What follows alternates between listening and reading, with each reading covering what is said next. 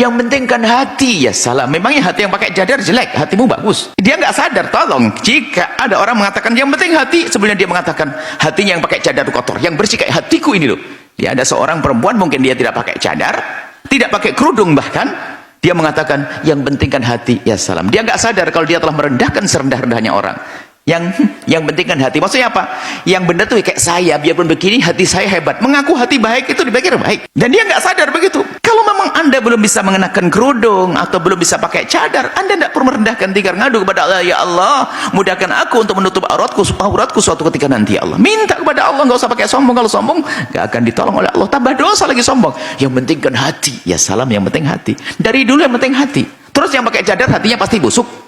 Kenapa anda berkata yang penting hati? Kalimat yang penting hati berlaku pada siapapun yang pakai cadar, juga perlu ngomong yang penting hati. Yang apalagi yang nggak pakai cadar, apalagi yang nggak menutup aurat, tetap mengatakan yang penting hati.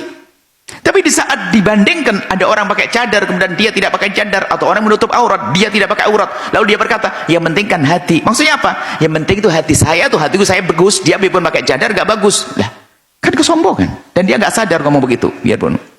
Nah, unik orang-orang. Bahkan anda yang sudah pakai cadar sekalipun, menutup aurat pak rapi ini, kalau anda melihat perempuan muslimah dia belum pakai cadar atau mungkin pakai rok pendek dan sebagainya, bukan tugas anda merendahkan. Anda sedih, mohon kepada Allah, ya Allah berikan petunjuk, mendoakan, merayu dia untuk bisa menutup aurat, bukan merendahkan.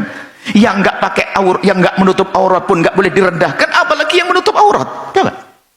Yang nggak menutup aurat nggak boleh direndahkan. Islam tidak mengajarkan kita untuk merendahkan. Ih, perempuan itu apaan? Pakai rok pendek, celana pendek dan sebagainya.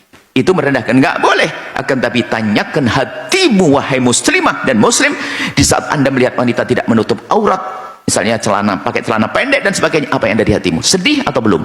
Kalau belum sedih, nggak ada iman di hatimu. Lalu mohon kepada Allah, semoga Allah memberikan hidayah, petunjuk. Itu yang harus kita hadirkan.